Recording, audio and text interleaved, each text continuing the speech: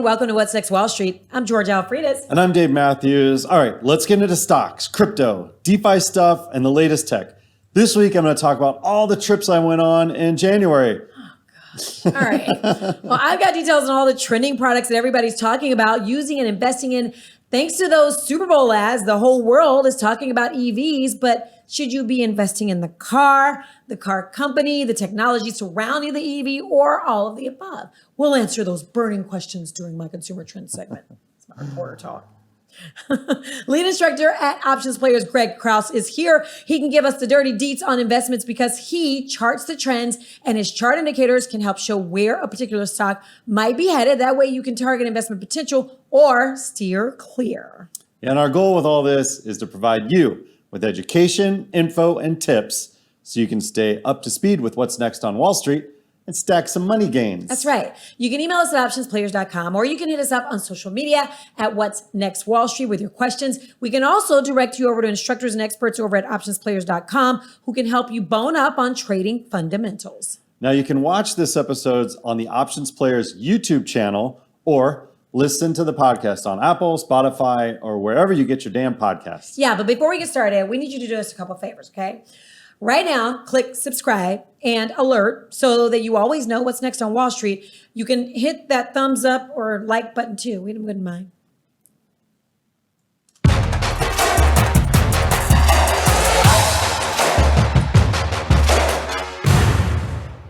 Hey, Georgia, let's start with some could be worse info. Inflation is rising slightly. Okay. The consumer price index increased by 0.5% in January, which is above what economists had predicted. Okay. In the meantime, year-over-year number rose by 6.4%. The Labor Department said rising prices for food, gas, and shelter were the main drivers as inflation turned higher to the start of 2023. All right, well, it's hard to believe since Americans spent nearly $26 billion on Valentine's Day this year. That's $2 billion more than last year. I did my part for the economy.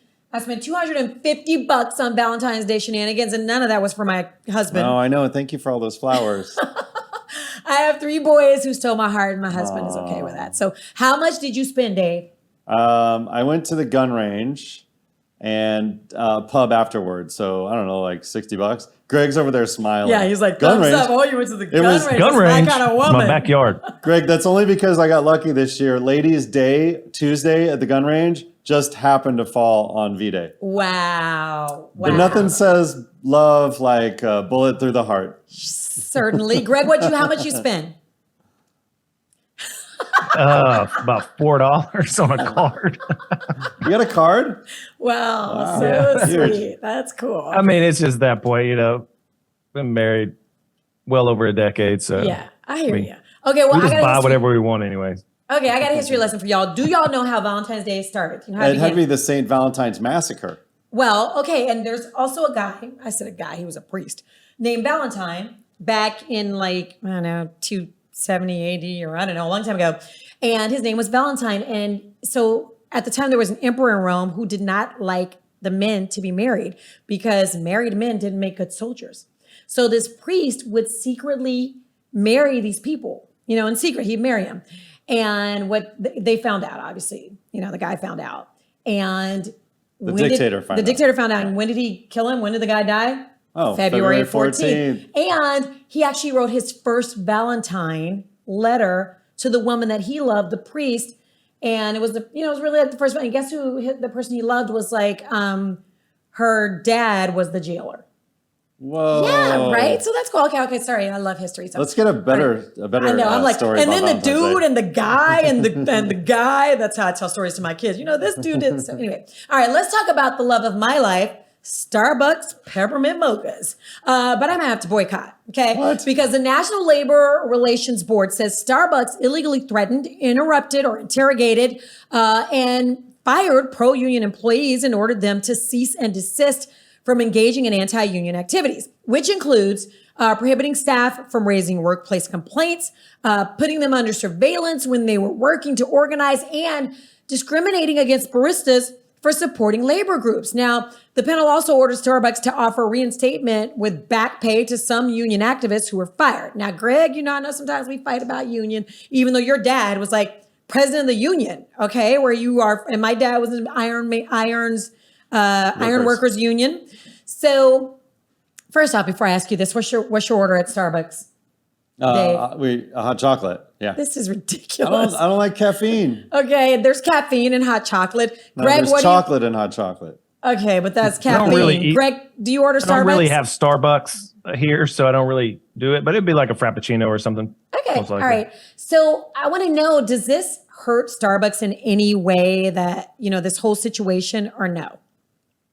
No, not at all. And corporate knows, and I'm not saying they're doing this or they're not, but they're not dumb enough to do this and get caught if they know it's not going to be beneficial to them in some way. What I mean is, what are they going to do if the company's already laying people off, right? Everybody's laying people off. They can lay off whoever they want and just say, hey, we're laying this place over here is not doing good. We're going to short it off and just lay off those individuals. It's going to be very hard to prove it. But I mean, unions are always going to cry that companies are doing this. Like you see individuals, like, for example, and everything goes back to Musk. There's people that are like, we want to unionize, in Tesla. Well, every employee at Tesla makes more than their counterpart in the unions in other places. That's why nobody's really getting there. But at Starbucks, is it going to hurt their bottom line? Absolutely not. Probably later on, it probably hurt them as, baristas are probably not the more conservative individuals. They're probably way more on the extreme one side. And I'm not saying that to be mean or anything. It's just not, I don't know many people that are baristas or whatnot. But Greg, Apple went through this too, right? They're going to complain, man. Apple did the same thing when they brought the unions to some of the Apple stores in those states, right? So this is a trend I see. Well, people want to be treated fairly. That might be the trend, but who am I to say? Here's the thing, Craig. I can do without my peppermint mocha for the cause, but I'm glad basically what you're saying is I'm not going to have to do without my peppermint mocha. So good. Thank you. All right, move over. Twitter. Walmart is making its tech workers get back to the office too. Walmart is closing 3 of its U.S. technology hubs in Austin, Portland, and Carlsbad, California. Hundreds of workers will be required to relocate if they want to keep their jobs. However, Walmart will pay for those workers to transfer to other primary offices like San Bruno, which is just outside of San Francisco, and Bentonville, Arkansas, which is just outside of nowhere. Actually, it's just outside of Greg, which is just next to nowhere. And that's the way he likes it, actually. And Walmart, like Twitter, the employees have to put their butts in the seats at an actual office. Tech jobs aren't easy to come by these days. Did you see this? Right. Twilio is yet another one of the Bay Area companies laying off around 1,500 people. CEO Jeff Lawson says the cuts are a part of a restructuring plan as the company is forming 2 business units to help trim costs and become more efficient. We've heard that before, haven't we? Okay. So back to Walmart's point about getting employees back into the office. Listen to this. Employees working remotely are costing New York City $12 billion a year. By what? Not spending as much in their offices. Employers are spending less money at local businesses. So workers would normally spend an average of $4,700 per person on things like food and entertainment near their jobs, right? But the Bloomberg study says it's worse in New York City than other big cities by more than 50%. But still, that employee is saving like $5,000 a year. Can I get a little savings? I'm saying, let the people save their money, please. What's funny is I've been to New York a handful of times since the last 3 or 4 months. And when I go to meet with friends in the city, they're like, well, I only go to the city on Wednesdays, or I'm not going to be in the city that day. Can we meet another day? Yeah. So it is legit. You walk around Manhattan, the restaurants and bars are empty, but it wasn't as sad as when I lived there right before the pandemic. On the first week of March, I could see the coffee shops dry up with no people in them, one by one. It was heartbreaking to see New York die. But the Will Smith movie, I Am Legend? Yeah. Where Will had like free reign of New York or Manhattan what it was like. because of the zombies. Yeah. It was just like that. It was so eerie and cool. That's eerie. Yeah. Hey, speaking of eerie and cool, Georgia, have you ever had an issue where you fly with your kids, but don't get to sit with your kids unless you pay extra. Oh, and I never pay extra. I'm like, you know what? You want him to sit by somebody else? Have fun with that. That's funny. That's a good reverse psychology play. Exactly. Well, Massachusetts Senator Ed Markley is trying to make that not a thing. He wants federal rules to limit the extra fees charged by some airlines. Okay. Markley is reintroducing the Families Fly Together Act. Damn it. FFTA, Okay. whatever. I'm just making that up. Okay. The bill would stop airlines from charging seat selection fees to parents traveling with their children. Now, the intent is to allow families to be seated together without paying higher prices. But really, what I want to do is get rid of those damn resort fees when you check into a hotel. Oh my gosh. Yeah, you may sure. not even have a car with you, but you got to pay the fees like you got a car. It's ridiculous. Or the gym or breakfast or Wi-Fi. All the stuff. All the Just give me stuff. Wi-Fi and shut up. Yeah. All right. So Redwood Materials is a battery recycling company, and it says it's going to be able to produce enough battery materials for more than 1 million electric vehicles a year, thanks to a $2 billion loan from the Energy Department. Now, the company is based in Carson City, Nevada, and they say they plan to ramp up to producing 100 gigawatt hours annually of ultra-thin battery-grade materials from new and recycled sources in the U.S. for the first time.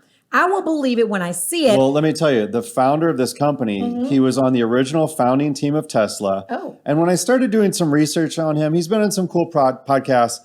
And I said, look, how can you make that much battery with recycled materials? But here's the trick. Let's talk about it. The electric vehicle, the chemicals that an EV requires, even though they're based on laptop cells, they need less of the rare elements or the cobalts and the junk than your iPhone uses. Shut the front So door. the story, their innovation here, the thing that's making them unique is you can take an iPhone and the materials they recycle from an iPhone battery will make, don't quote me on this number because I didn't memorize all this data, but it'll make like 3 EV car batteries with What? just because of the way the material science works between an EV battery and your phone battery. So definitely someone to watch, especially because he was under the thumb of Elon. And just like Steve Jobs made everybody perform more to make the iPhone, the iPad, and all this crap that we didn't know we needed, like the Apple Watch. Right.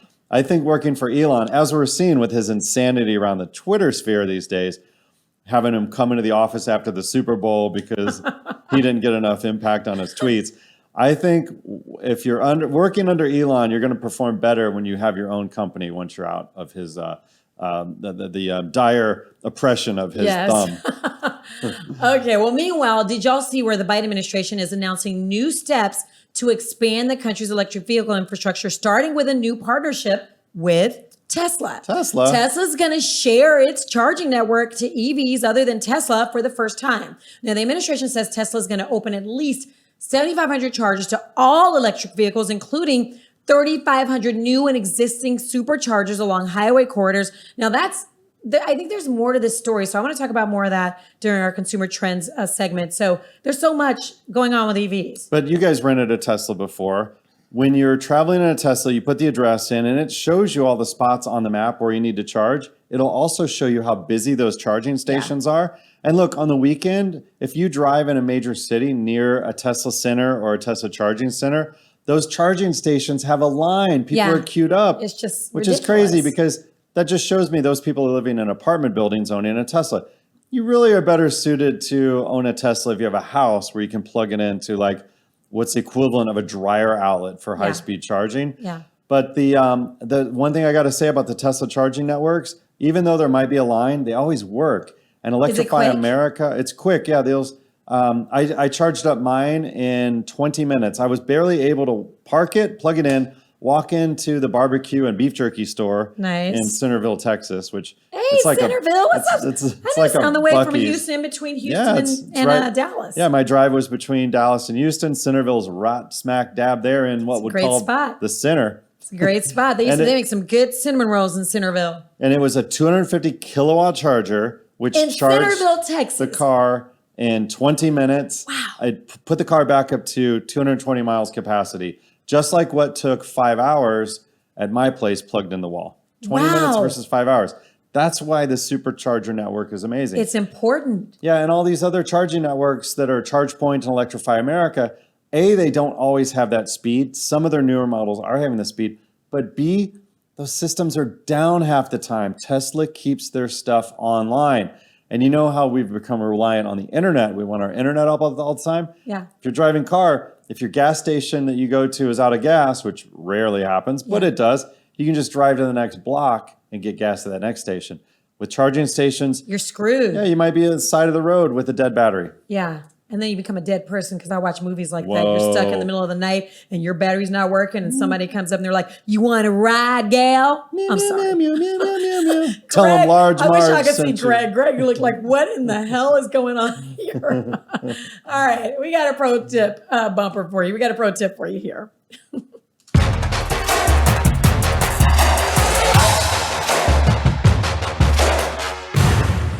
All right, today's pro tip is brought to you by OptionsPlayers.com. If you find yourself making excuses for your trading habits or production, then you're not ready for the big time stage, okay? Emotions and excuses are key drivers for failure in this game. When you find yourself saying things like, I changed my job and work different hours, or I'm not able to stare at a screen all day, those are excuses and not valid objections. There are systems and trades for all situations, and the preparation required for success includes understanding your schedule abilities and risk tolerance. OptionsPlayers.com specializes in helping with this key step. Be sure to check them out for their free month trial and free on-demand courses today. I can tell who wrote that because he does not like excuses.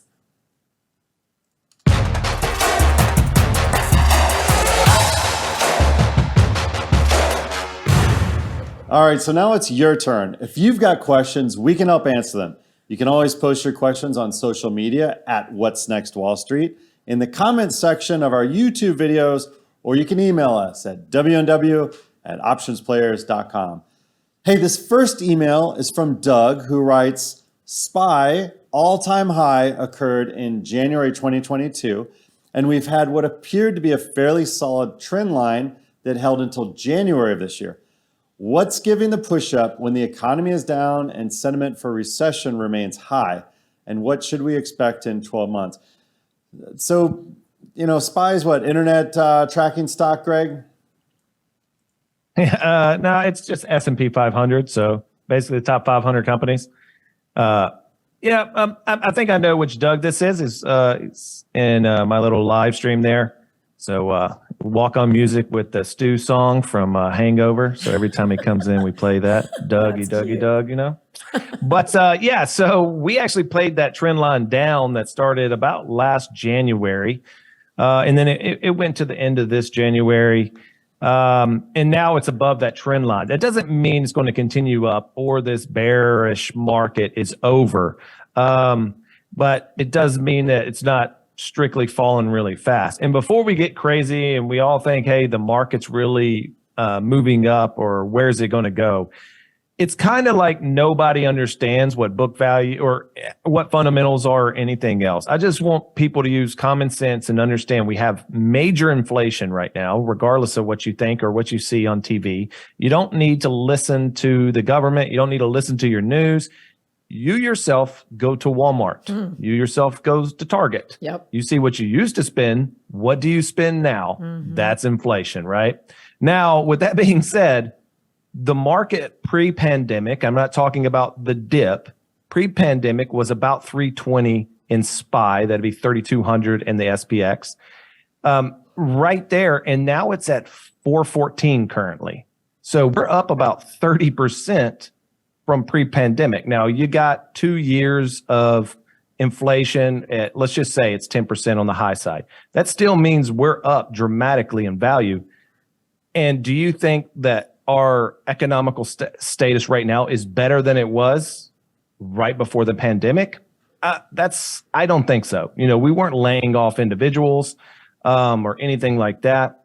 I just think the public just doesn't understand the environment that we're in. I don't think they've ever lived through it. You have some individuals that might have went through like the 2008 crisis, but they've always, I don't know, it's always been the government will always get us out of everything. There's just no fear because even in the last 2008, some people did get crushed, but the majority of individuals did not. They got they got stuff handed to them or they just, got out of it. And that's what they paid off the banks. They did this, so there's no real risk. Nobody's worried about what's going to happen. And then, so what do I think is going to happen in the next 12 months? I'm not bullish, although I'm not going to tell you to go short the market.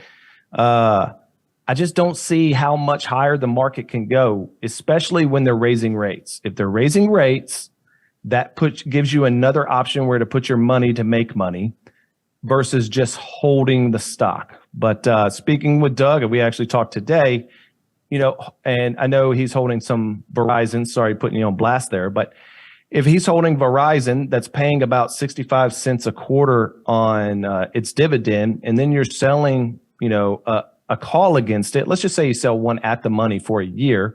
That would pay probably about $3, maybe a little bit less than that. So you're basically can make about $5.50 just in dividend payments and shorting your call on that. So $5.50, $40, you're probably talking about 14% risk free.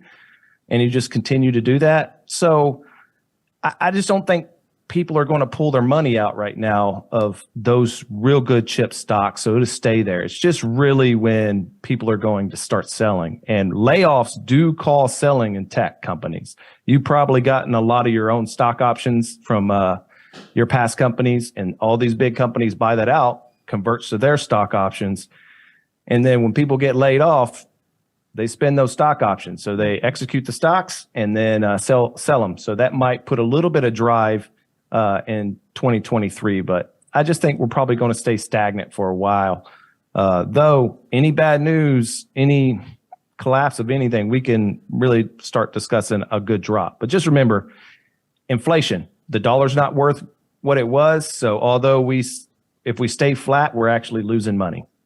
Got it. But Greg, the tech companies hired with reckless abandon in the last year and a half, right? There was all that free money. So we also needed tech because we were home, so we needed all of this technology. Yeah. So I'm gonna call this this not just a panic in the streets, but more of a reset. They had to get rid of the fat, get rid of the people that weren't performing so well. But as Georgia talked about in the first segment, people are out spending money. Look at all the increase of Christmas sales we talked about. $26 billion for Valentine's Day. Are you kidding? Valentine's Day, it's not even a real holiday. I spent $250. I want it back. Yeah. That candy is already gone. That's what I would tell people. It's like the public doesn't know. You know what I'm saying? So the public doesn't even know what. It's like everybody knows we might be in a recession except the public. But we're still spending. So that's an issue. This sounds like a conversation I've had with my husband. So anyway, hey, Greg, by the way, you talked about your live stream and Doug being on your live stream. Real quickly, how do I get on? What do I do? Oh, talk to the teleprompter guy. So that's about all you need to do. So that's about it right there. That's how you get in. Come over to OptionsPlayers.com. How other people that aren't in the room with us? If they don't get to sleep with him at night, what do they just do? Go over to OptionPlayers.com, join up, hang out in the chat, and then once you start doing good and whatnot, then you can discuss it. I don't know if you really want to just jump in because it is more advanced. So if you come in there and want to start talking, and sorry, I can't baby you. It's AP class. All right. Okay. So this email is from Hunter. Hunter says, I've heard some talk about how if the Fed lets up on raising rates, soon inflation can come back. We were just talking about this. How would this happen? And when would the Fed know that they've raised rates enough? I think we answered kind of the first part of that question, but when would the Feds know that they've raised rates enough? When do they know? When eggs go down? Just kidding. They don't. Let's just be honest. Regardless of who's in charge of the Fed, it's been really bad in the past. And then, now they're raising rates and trying to be preemptive to even do any, to stop any inflation that might appear again. Is it working? Slightly. It's taming that, but to think it's just going to move inflation or the Fed's going to do the right thing, I think it's pretty obvious. Even no one can guess what's going to happen with this or inflation. Everybody has to understand that it's human behavior. Just like you said, more people are spending money on Valentine's now. What? I don't get it. They're not making more money. They're not doing this. Everyone is they don't know what it is. So they're spending money. Yeah. And that's not going to help the Fed in any shape or way. They can raise the rates economy. Greg, isn't it helping the economy? I went to Target. If you live in a suburb, I'm sure you had this same situation. When I realized I didn't have all the stuff I needed for the Valentine's Day party for second graders, There was nothing in the aisles. I was like, are you freaking kidding me? All the Valentine's Day candy is gone. There was literally nothing. So is it helping the economy? No, not. And I'm not going to say yes, but I'm going to say no. And the reason why is everything you bought, I want you to flip it over, and then I want you to tell me where it was made. If it doesn't say made in the United States of America, then no, it did not help the economy. It helped some shareholder or some foreign country's economy, not I did buy our some Hershey's economy. Kisses, and I know That's those are made in Hershey, Pennsylvania. Yeah, Been there. I've seen that. So I know that. I've seen that Netflix show. Hey, Greg, just think about it. If you would have had a Starbucks in your community and spent $4 on the card like you did, and another $4 on George's favorite peppermint macchiato. You're my little peppermint macchiato. I know, you'll peppermint mocha. You would have doubled your spend for 2023. See that? I love it. $8. Listen, if you've got a question, we can probably answer it or find someone else who can. So hit us up on social media at What's Next Wall Street in the comments section on our YouTube page, or email us at www.optionsplayers.com with your questions. One of the hardest things to do is hire the right person for your business. Your business is your baby. And these days, every new potential hire can feel like a high stakes wager. You want to be 100% certain that you have access to the best qualified candidates available. That's why you've got to check out LinkedIn Jobs. LinkedIn Jobs help find the right people for your team faster and for free. It's really easy to create a free job post on LinkedIn Jobs. Then just add your job and the purple hashtag hiring frame to your LinkedIn profile to spread the word that you're hiring. Simple tools like screening questions make it easy to focus on the candidates with just the right skills and experience so you can quickly prioritize who you'd like to interview and ultimately hire. That's right. The right team member might help make 2023 the best year yet for your small business. Small businesses rate LinkedIn Jobs #1 in delivering quality hires versus leading competitors. That's because LinkedIn Jobs helps you find the qualified candidates you want to talk to faster. I got a job on LinkedIn once. Sweet. We'll talk about that later. You can post your job for free at linkedin.com/WNWS. That's linkedin.com/WNWS to post your job for free. Terms and conditions do apply.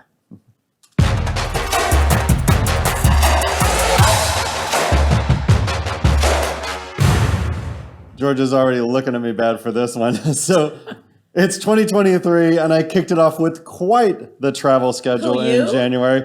Things started out at CES, where it's more of a car show than ever. And I personally just picked up a Tesla Model 3 to hack around on, and it's really an iPhone on wheels. Think about it, Georgia.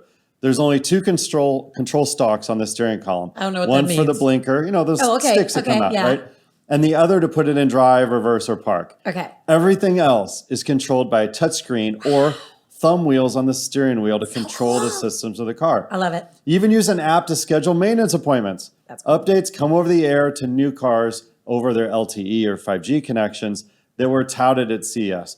Now check this out. Ram had the coolest booth with their new 4-door with rear suicide door trucks. Look at this. And an extra row of seats along the side walls. Wait, stop. I got to see this thing. You got to watch, if you got to be looking at this on YouTube, this is a badass truck. It is. I want this truck. That's a badass truck. I'm sorry.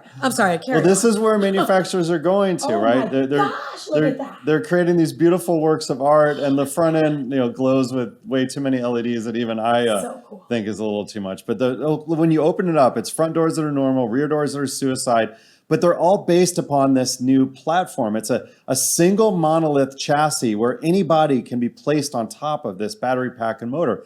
Now, it's a clever design that goes back to the old days when cars had frames before the unibody design was implemented to ease manufacturing and reduce costs. Now you can just bolt whatever you want in here. Now, the most ironic prototype there was the hot rod Dodge Charger, which now takes a new meaning with the age of electric vehicles. And Georgia, if you wonder why the prototypes of these vehicles look so good, it's because they take out those extra things like window frames and the stuff that makes the car clumsy looking, but aids in manufacturing and aftermarket repair. Okay. So they do look a little extra special when they're on that rotating pedestal there. So after Las Vegas for CES, Oh, this is just Where in the World was Dave? We're just talking about inflation. yeah. But Oh, okay. but I'm going to make it relevant to you listening and watching at home.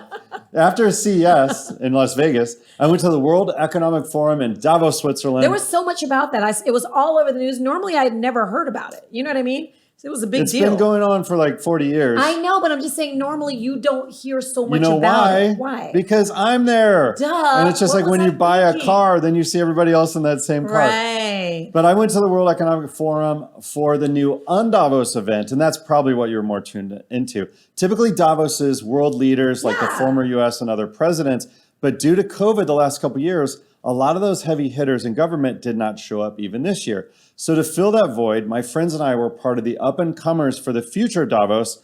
Since the world is run by 80-plus-year-old men, our vision is to use our diversity, technical chops, and the ability to truly make changes in the world to be a part of the solution rather than put out fires with the way the current world operates. So stop. So for diversity, they used a white, blonde, blue-eyed man. Is that? No, I'm not talking about me. Oh, I had okay. I had a Korean friend there. Okay, all right. I had all right. there I was some German females, I friends hope. there. There were a lot of females Okay, there. It was all cool. right. Okay. Yeah, but speaking of old men, and I am not the old man you were speaking of, the Forbes party had a 50-year celebration of rap. Oh, I guess yeah, because it's hip-hop. yeah, exactly. It had its 50th Joe, look and at this. I'm sorry. Again, you got to be watching this on YouTube.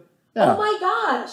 So Fat Joe was there. Now, I guess because it's a multi-billion-dollar industry, and even the original Doug E. Fresh took the front stage door. to the joy of us Gen Xers. Yes, I love it. I love it. Microphone check, 1, 2, what is this? Now, the old guard has a secure area where they can only intermingle with each other. There's literally fences around Davos that I could not get into, thankfully and rightfully so. But throughout the open streets of the village, there were heavy company hitters like SAP, Salesforce, and even Palantir who took over storefronts with their own explanation centers. They're probably there, though, really, Georgia, to get those 80-year-olds to understand what the technology does in, let's call it, more friendly terms. Yeah. Even some Middle Eastern countries had these showcase areas, which were great to escape the snow and find some conversation and hot tea. Facebook parent company Meta was there with the team who works with the government, which is what we are seeing in the tech news lately with the reinstatement of Trump's Facebook account. Now, they had a little lounge to give out hot chocolate loaded with extra sugary bits. So you had a blast. Yeah, I guess they were there to show how sweet they really are. Look at you. Aren't you cute? All right, Georgia. Finally, at the end of the month, I should have been exhausted, but I had to head to Cuba to chillax. Had to. I was there in support of the Cuban people because tourism is not allowed there. And we had a blast looking at the crazy old 1950s cars and the architecture, which could use a coat or two of lead paint. Now, in 2009, President Obama allowed tourism and even cruise ships to enter the city of Havana, which looks like it's been bombed out by a civil war. But nope, that's just time. And, communism, turns out. Yeah. You don't get a lot of infrastructure improvements when you're waiting in line for bread. So they were doing a salsa class every morning. I don't see you in this. Again, if you're watching on YouTube, I don't see you. This is just in the salsa dancing. You didn't take part in that. Nope. But listen to this, Georgia. The number was thrown out that the Cuban people make about $28 a month. And they're really happy people. I guess ignorance is bliss. They're proud of what they have in their community. They're super friendly. And the city was very safe feeling. They've got great music festivals and even cool modern jazz. Yeah. So if you're thinking about going, I totally suggest it. Okay. Although you can't use your credit card or eat in a hotel, you can book a U.S. flight from Dallas, Houston, or New York, as well as use Airbnb for an old house or rental in Old Havana. Okay. You can get your food just by bringing about $1,000 cash for a week and converting some of that to Cuban pesos. It's really easy when you arrive. But most restaurants take euros and the mighty US dollar. Great. But this was weird. Make sure you don't have any tears in your money. They have to be pristine for their society to be able to exchange them for their money. Interesting. So Okay. crazy. It was really interesting. Very eye-opening. So in closing, CES, your car will become an iPhone. Yeah. Constant updates and not a lot of maintenance costs, we hope. Davos. Old guys won't be around next year to rule our world. They're all going to die. Stop it. That's evil. Cuba, go. You can bring back up to 75 cigars. Really? The customs and immigrations guy said. Okay. All right. Thanks, Dave.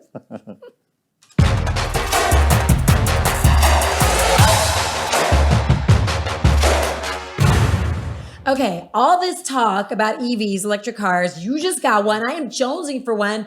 And although I ordered the electric Hummer, I'm never going to get it. I feel like I'm never going to see it.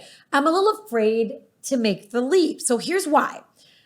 We talked about the Tesla battery, but I'm afraid that I've heard that the Tesla battery is a lot like the iPhone battery. After a few years, the battery's crap and won't, hold its original charge. So you just got to get a new phone. You know what I mean? That's how the phones are. Something, but that's okay. A phone's $1,000 versus what, 20,000 for a new Tesla battery, 40, I don't know.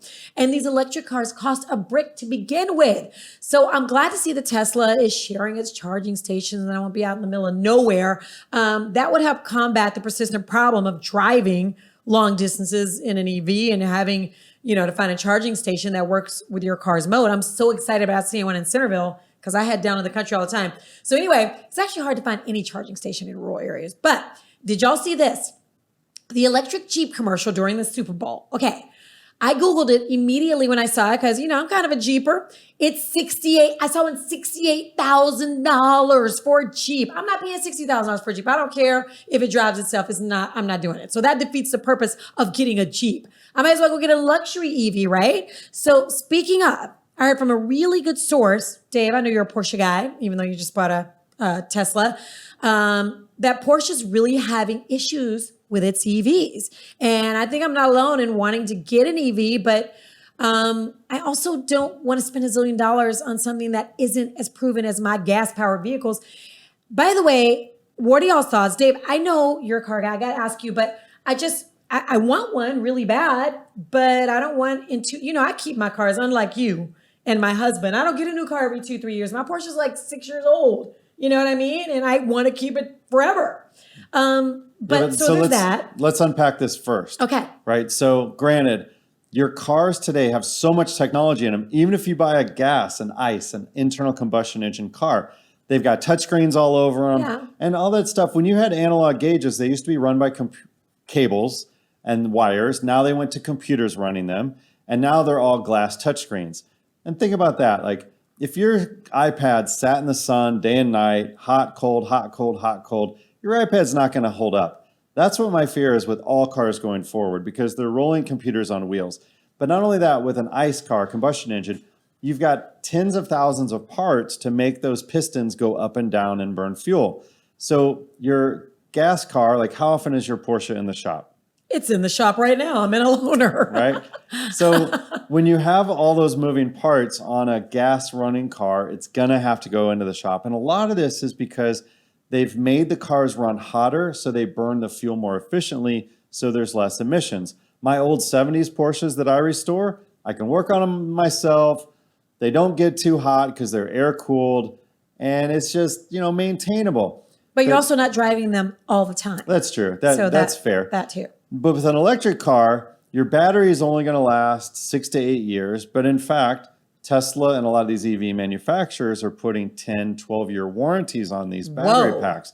Now, the cars aren't around long enough to see what those claims are going to be like. Yeah. But I got a Tesla that was a 2019. So what's that? 3.5, 4 years old. Mm-hmm. And I got it because the last guy had the depreciation curve on it. So he took the hit on buying new. And I was able to buy one that needed to be cleaned up. Like all the wheels were curved. And this is what Dave loves to do, y'all. So this is his thing. It's my thing.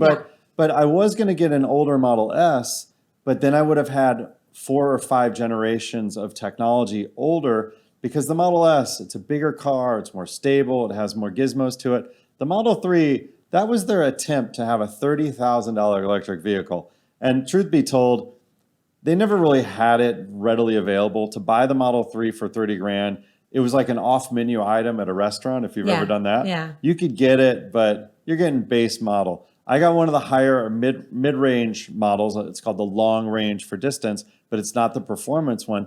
But what I liked about it is that all the bones there, it had 1-year-old self-driving technology. And I used to laugh, right? Tesla's full self-drive is neither full self or drive. Well, it turns out I've got the one without software. And Elon threw away the code, told the engineers to go back to work a year ago. And it works okay. Not pretty well. It works okay. It drives itself around my neighborhoods with the confidence of a 14-year-old boy. Oh, Lord. Yeah. Okay. And you've taught your son to drive, I'm sure. So, But what's cool is like, it's people are iterating. And if you don't take the risk and if you don't take the chance, then people stay stale. And I promise you, if Elon wasn't there pushing the envelope, he scared the bejesus out of Porsche, Oh yeah, Mercedes, Ford, every car company. yeah, and even the new Polestar cars. Yeah. Those are it's a new brand, but it's from the old regime. So it's interesting to see what Elon did to stir up the market. Greg, you're a numbers guy, though. Talk about it from the financial state of getting on that EV bandwagon. Well, I mean, if you really want to say, should you buy it or invest in it? If you're purchasing it, I think y'all kind of discussed that earlier. It's, do you live where you can charge it? For example, for me, it's just my house or nowhere. I don't even know where the closest one would be, but I promise you it's an hour away. Okay. Maybe on post, maybe at a military post, but other than that, it'd be an hour away. So it's not very practical here. But also with that, we don't really travel too far. So, we just use a spare car or something to travel. But for investing, it's a new industry. So you have to look at EV as a complete different industry than the automakers of the past. Okay. So in this EV, we have, the induction phase where we're talking, hey, this is new stuff. Everybody is throwing money at it. That was Tesla, just a few years ago, really. You're talking about, look how much Tesla's gone up in the last 3 years. Yeah. I don't know. If we really talk about it, it's at 2 something now. And with pre-split and everything, don't quote me on this, but just a couple years ago, it was probably $10 and now it's $200. So you have to understand that it is dramatically increased. And if you go back 3 or 4 years, it's probably $1, right? And now it's $200. So you can say how much money that's made. And I think people think, oh, this company's coming out, it's going to do the same thing that Tesla did. No. Okay. Tesla had that, although they weren't the first electric car, they were the first one to make it cool and people wanted to buy, right? So at that point, they got that advantage. Everybody else now is going to come in, is going to get an evaluation probably closer to what Tesla's evaluation is now, although they don't deserve it. So trying to hop in on the EV investment side, I'm not going to say it's too late, but you have to look at it as a holistic thing. So you might look at Ram, or, it's Daimler Chrysler and all them, or you're looking at, some of the other ones to see. But in my mind, don't try to buy the gold, go buy the shovel. So go look at that company you were talking about that was making battery packs. Go look at the miners that are mining the goods or recycling it. So go be the person selling the shovel. Don't be the person out there mining the gold, trying to figure out which car. That's the Levi's. Is going to actually make it. Levi's sold more money selling jeans that they made out of canvas tents than the miners did. And by the way, Greg, Tesla had a 5-to-1 split overall. And then Polestar, that stock is trading for $1.05 when we record this. Polestar is a Volvo kind of diversion of company, a brand, I guess you will, that they purchased. So, but listen, Georgia, when it comes to like the stock, I'm always buying the stock. I love Tesla stock. I buy it, sell it, whatever. But as far as buying the device, just remember with your iPhone, it only lasts a handful of years if you charge it up to 100% every day. If you noticed lately, your phone has a mode now where it'll charge up to 80%. And then sometimes if you get up earlier than you normally do, it's like phone will continue charging more, Really? I based haven't upon. downloaded that. Okay. So it's happening automatically in the background, but you get up at 4 a.m. to do your radio show anyway. So it's like, it knows when it should charge it all the way. And that's the same thing with these touchscreens in the Tesla cars, as well as in the latest app. You set the Tesla charge with a slider, and like you put it at 50% if you're going to leave town for a while, like if it's at your vacation house and you keep it plugged in at 50%. Oh yeah, my vacation house. Okay. Or if you use the car for commuting, you might charge it at 80% all the time, or 60%, and only go on road trips do you then slide it all the way up to the top, which when you slide and charge it to the top, it stresses out and wears out lithium batteries. Okay. Now, there's some people that are even blowing up their Tesla vehicles for YouTube views because they don't want to put money in replacing those batteries. What? Yeah, check this out. This This group of guys in Finland Whoa. blew up the Tesla because they didn't want to charge for the or pay the fee for the batteries. So there are people that have been pretty upset about That's this. illegal in America now. Listen, you can't just be blowing up your car. That spread, lithium everywhere. But the good news was it was in an old strip mine, so that mine had already given its elements out of it. So now there'll be some more elements in there for it to destroy. Here's my other thing, and this I know is like the longest podcast ever, but it's so interesting. So I have a friend who just bought the like SUV, not the new SUV that they haven't built yet. No, the Tesla with the butterfly doors. Oh, okay, the Model X. And it took her a year and a half. That's another thing. Who's like I was telling you, hey, my car's in the shop right now, and I'm just limping along because I'm waiting on that Hummer, and I don't want to buy another car because I'm waiting. But so Tesla was backed up with their supply chains, but from what I'm reading in the forums, and I'm spending a lot of time there now because I want to learn all the tricks of my new used car, is that you can now order a car in the Tesla app, which the experience is phenomenal. You order online, they give you a message like a day or two or a week later that your car's in stock. And when you go there, a day or two later, cut the crap.